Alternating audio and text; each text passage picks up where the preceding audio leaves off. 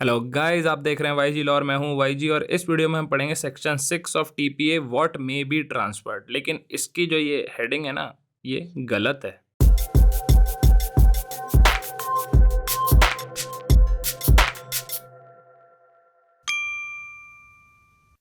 गलत इसलिए है क्योंकि जब अपन ये पढ़ते हैं व्हाट मे बी ट्रांसफर्ड तो अपने को लगता है सेक्शन 6 बताएगा कि क्या क्या चीजें ट्रांसफर हो सकती है, लेकिन एक्चुअल हेडिंग होनी चाहिए what may not be transferred. तो ये करेक्ट हेडिंग है, क्योंकि ये सेक्शन अपने को ये नहीं बताता कि क्या क्या ट्रांसफर कर सकते हैं। ये सेक्शन सिर्फ अपने को एक लिस्ट दे देता है और उस लिस्ट में जो चीजें हैं उनको आप ट्रांसफर नहीं कर सकते।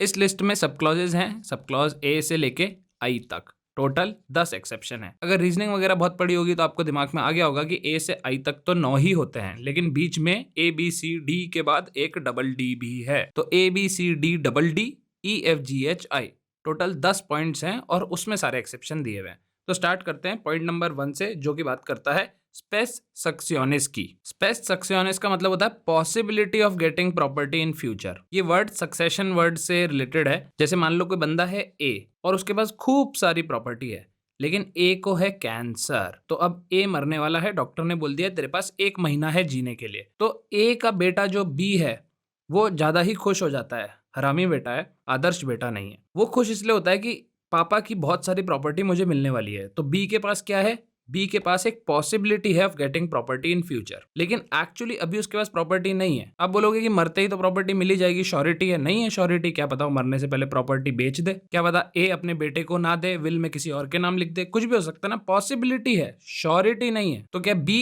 इस पॉसिबिलिटी वाली प्रॉपर्टी को ट्रांसफर कर सकता है? नहीं कर सकता। यही सब क्लॉज ए बोलता है कि आप स्पेस सक्सियोनिस को, एक possibility of getting property in future को ट्रांसफर नहीं कर सकते। आपके पास प्रॉपर्टी एक्चुअली होनी चाहिए। ये पॉइंट बेस्ड है एक लैटिन मैक्सिम पे, nemo dat quod non habet, no one gives what he doesn't have. B can not transfer a property which he doesn't have, he only has a possibility. इसमें 3 point दिए हैं।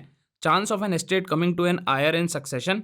B A का क्या है? Heir, इसको succession के through property मिलेगी। Chance of obtaining any legacy on the death of a relative. अब यहाँ पे सक्सेशन के रूल के हिसाब से जो फादर है उसकी प्रॉपर्टी बेटे को मिल जाती है और बढ़ जाती है। बहुत सारे बेटे हों तो उनको, बीवी को, रिलीजन के हिसाब से भी डिपेंड करता है, फैमिली लॉ के हिसाब से। लेकिन सक्सेशन मतलब लॉ के हिसाब से जो आपके आयर्स को प्रॉपर्टी चली गई।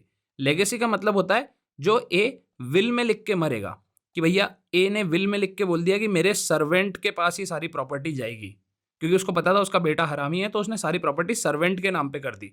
तो सर्वेंट को क्या मिली है? लेगेसी मिली है। या फिर ए ने कोई अपने डिस्टेंट रिलेटिव को ये लेगेसी के थ्रू प्रॉपर्टी दे दी, तो ये हो गया लेगेसी। एक हो गया सक्सेशन जो आयर्स को होता है, और लेगेसी जो विल में जिसका नाम होता है उसको होता है। और तीसरी चीज, कोई और पॉसिबिलिटी जिसका नेचर इन दोनों से सिमिलर हो। तो स्पेस सक्सियोनिस बोलता है कि आपको अगर सक्सेशन में कुछ मिलने की पॉसिबिलिटी है, लेगेसी में मिलने की कुछ पॉसिबिलिटी है, या ऐसी कोई सिमिलर नेचर की पॉसिबिलिटी है, तो वो पॉसिबिलिटी वाली प्रॉपर्टी को आप ट्रांसफर नहीं कर सकते। क्यों? क्योंकि no one gives what he doesn't have. लेकिन इसमें एक टेक्निकलिटी है। मान लो यही वाली सिचुएशन है, बी है अपना हरामी सन। बी ने पापा के मरने से पहले ही पापा की प्रॉपर्टी ट्रांसफर कर दी सी को।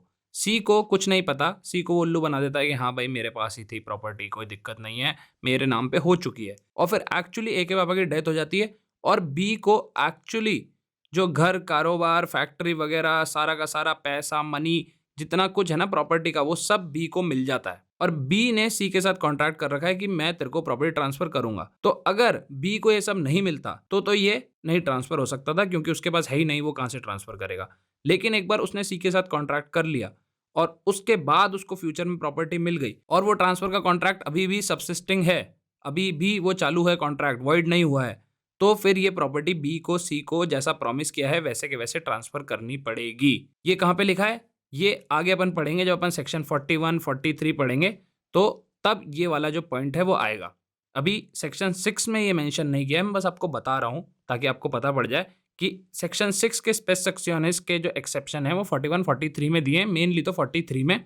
तो 43 में वाला कॉन्सेप्ट दिया है कि अगर आपने पॉसिबिलिटी ऑफ फ्यूचर प्रॉपर्टी की ट्रांसफर कर दी है और एक्चुअली आपके पास प्रॉपर्टी आ जाती है और वो ट्रांसफर का कॉन्ट्रैक्ट तब भी वैलिड है, तो आपको वो कॉन्ट्रैक्ट के साथ गो थ्रू करना पड़ेगा। तब भी ये बहाना नहीं मार सकता कि नहीं मैंने तो जब ट्रांसफर की थी, जब मेरे पास थी नहीं थी तो अब तो है, अब ट्रांसफर कर। नेक्स्ट पॉइंट है point B, right of reentry for breach of a condition subsequent to any person other than the owner of the property affected. इसको एग्जांपल से समझो कि मान लो ए बंदा है और उसने लीज कर रखी है प्रॉपर्टी बी को, लेकिन उसने एक कंडीशन रख रखी है बी को कि तूने हल्का फुल्का भी प्रॉपर्टी में कुछ डिस्ट्रक्शन किया तो मैं वापस री एंट्री ले लूंगा। तो ये ए ओनर है, इसके पास इस लीज के कॉन्ट्रैक्ट में क्या राइट है? राइट ऑफ री एंट्री है। तो अपना ये जो राइट ऑफ री एंट्री है ये किसी को ट्रांसफर नहीं कर सकता। अगर इसको किसी को ट्रांसफर करना है तो ओनरशिप के साथ ही ट्रांसफर करना पड़ेगा। ऐसे नहीं बोल सकता ये कि बी अगर तूने कोई कंडीशन सब्सिक्वेंट वायलेट कर दी जो कि इस केस में डिस्ट्रक्शन ऑफ प्रॉपर्टी है in any manner whatsoever,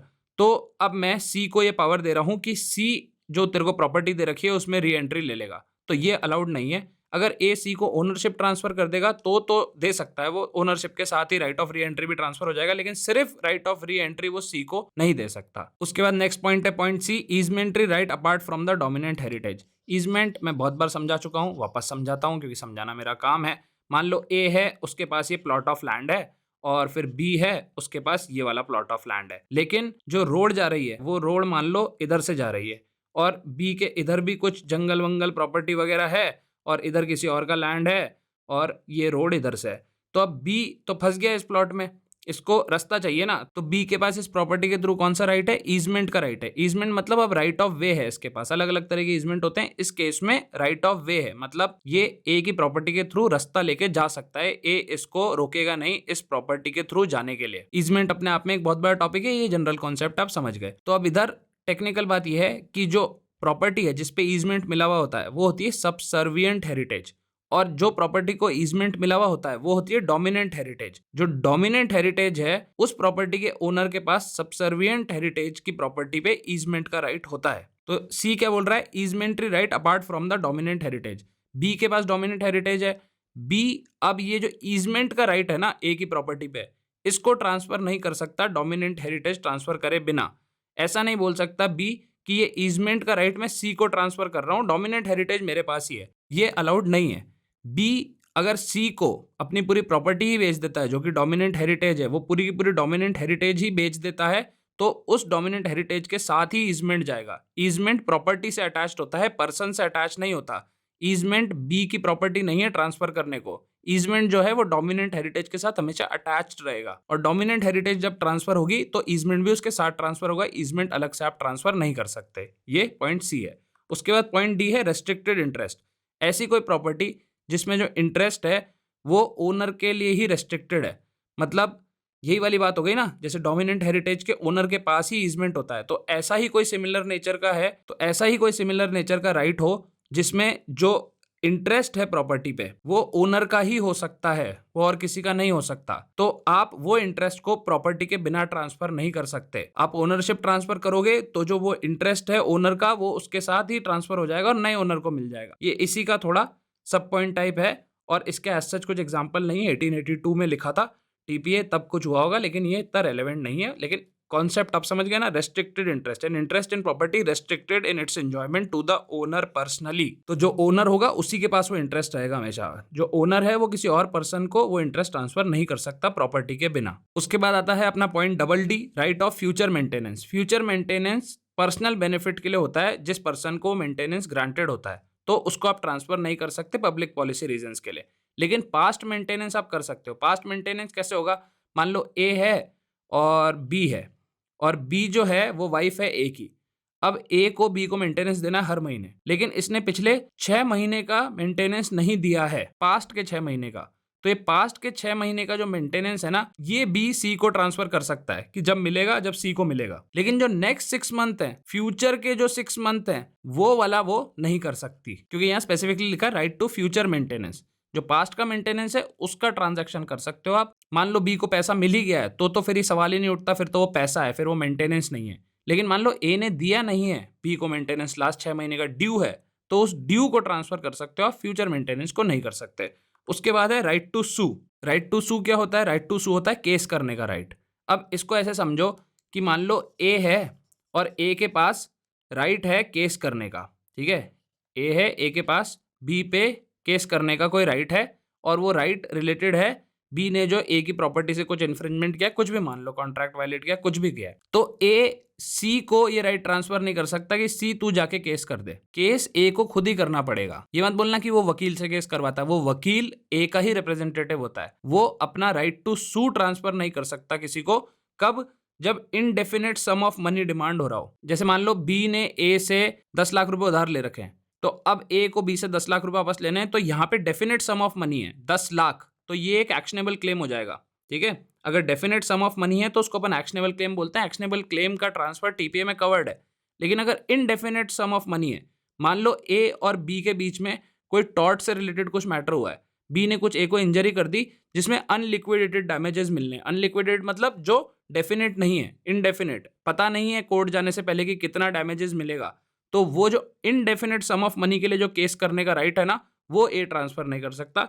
definite some of money का अगर केस है तो वो एक्शनेबल क्लेम है, तो आप वो ट्रांसफर कर सकते हो। नेक्स्ट पॉइंट है एफ, अ पब्लिक ऑफिस। बहुत ही सिंपल है, आप किसी ऑफिस में एम्प्लॉयड हो और आप किसी के साथ ट्रांसफर कर रहे हो। मान लो ए हो आप, और आप बी को बोल रहे हो कि मेरी जो सैलरी है वो हर साल की मैं तेरे को ट्रांसफर कर रहा हूँ, मतलब पूरे जितनी मेरी सैलरी आ रही है या उसका कोई पार्ट मैं तेरे को ट्रांसफर कर रहा हूँ वो तेरे को मिलेगी। तो भैया ये ए की सैलरी है ना, ये बी को क्यों मिलेगी? ये पब्लिक पॉलिसी डिसीजन के लिए है, ताकि जो पब्लिक ऑफिसेज हैं उनकी वर्किंग और उनके एम्प्लॉयज का जो पूरा सिस्टम है वो हैम्पर नहीं हो। ताकि ऐसा नहीं कि ए बी के कसिनो में जाए और सारा पैसा हार जाए और उधारी चढ़ा ले और अपनी सैलरी ट्रांसफर कर दे, कॉन्ट्रैक्ट कर ले कि मेरी फ्यूचर की सारी सैलरी तेरे को मिलेगी, वो अलाउड नहीं है। ये मैं एग्जैजरेटेड एग्जांपल दे रहा हूँ, ये पब्लिक पॉलिसी के लिए है। ये प्रैक्टिकल दुनिया में इतना कुछ इसका आता नहीं है, ना क्वेश्चन आता है ना रेलेवेंस है, बस पॉइंट रटने हैं तो पॉइंट रट रहे हैं। इसी तरह स्टाइपेंड या पेंशन है, वही वैसी बात हो गई सैलरी जैसी। Allowed to military, naval, air force and civil pensioners of the government and political pensions, ये भी आप ट्रांसफर नहीं कर सकते।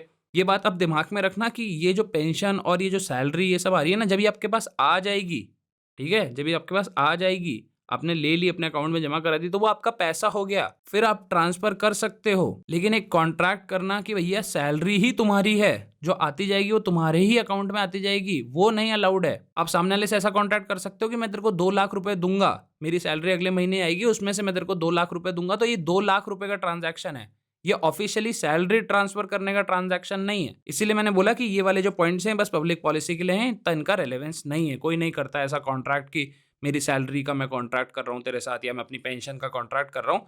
ये बस पब्लिक पॉलिसी के लिए दिए हुए हैं, 1882 का एक्ट है भैया। क्योंकि मैंने पूरा टीपीए पढ़ लिया, इनका एज सच कोई एप्लीकेशन नहीं है। फिर उसके बाद एच में 3 कैटेगरी बनाई है इन्होंने। If it opposes the nature of interest affected.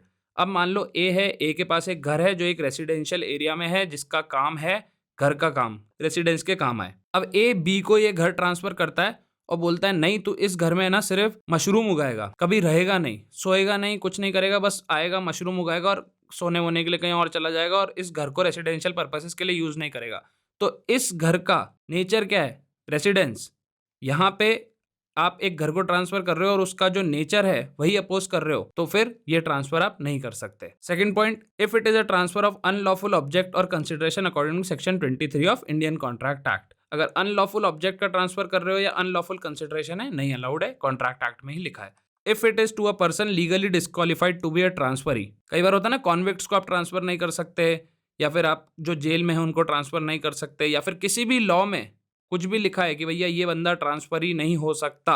Transferor कौन होता है? जो ट्रांसफर करता है। ट्रांसफर ही कौन? जिसको प्रॉपर्टी ट्रांसफर हो रही है। तो किसी भी लॉ में कुछ लिखा है कि भैया ये बंदा ट्रांसफर ही नहीं हो सकता प्रॉपर्टी का, तो फिर उसको आप ट्रांसफर नहीं कर सकते, ऑब्वियस सी बात है। उसके बाद लास्ट पॉइंट है आई। ये पॉइंट में बहुत सारे पॉइंट दे दिए हैं, वैसे एच में भी बहुत सारे पॉइंट दे दिए, 3। यहाँ पे भी अलग अलग स्पेसिफिक सर्कमस्टेंसेज अपने को बता दिए हैं कि कब कब आप ट्रांसफर नहीं कर सकते। पहला है tenant who has untransferable right of occupancy can't transfer his right. अब जैसे ए है, ए ने बी को किराएदार रखा है घर के अंदर, और उसने बोला है कि तू ये जो किराएदारी का वाला जो अपना सिस्टम है ना, जो लीज पे तूने घर लिया है, इसको तू सब लीज नहीं कर सकता। तो बी के पास क्या है? अनट्रांसफरेबल राइट ऑफ ऑक्यूपेंसी। बी खुद रह सकता है, लेकिन वो ये अपने खुद रहने के राइट को ट्रांसफर नहीं कर सकता, ऐसा कॉन्ट्रैक्ट में लिखा है, तो उसको ट्रांसफर नहीं कर सकता। जनरल सी बात है, मतलब कुछ इसमें ज्यादा एक्सप्लेनेशन की चीज नहीं है। Farmer who has agricultural land of which he has made a default to pay revenue to the government. ए अपना फार्मर है, उसके पास फार्म लैंड है, उस पर वो खेती करता है, और इस फार्म लैंड का रेवेन्यू उसने गवर्नमेंट को नहीं दिया है, तो ये वो फार्म लैंड को कोई दूसरी पार्टी को ट्रांसफर नहीं कर सकता। Lessee of an estate under the management of a court of wards will not be allowed to transfer his right. Lessee कौन होगा? जिसको लीज पे प्रॉपर्टी मिल रही है। लेसर कौन होगा? जो लीज पे प्रॉपर्टी दे रहा है। तो जिसको प्रॉपर्टी मिली हुई है under the management of court of wards, वो उस प्रॉपर्टी को सब लीज वगैरह ट्रांसफर नहीं कर सकता। तो ये 3 स्पेसिफिक केसेस हैं, ये बस रटने के हैं, रट लो, मैंने मतलब तीनों का समझा दिया।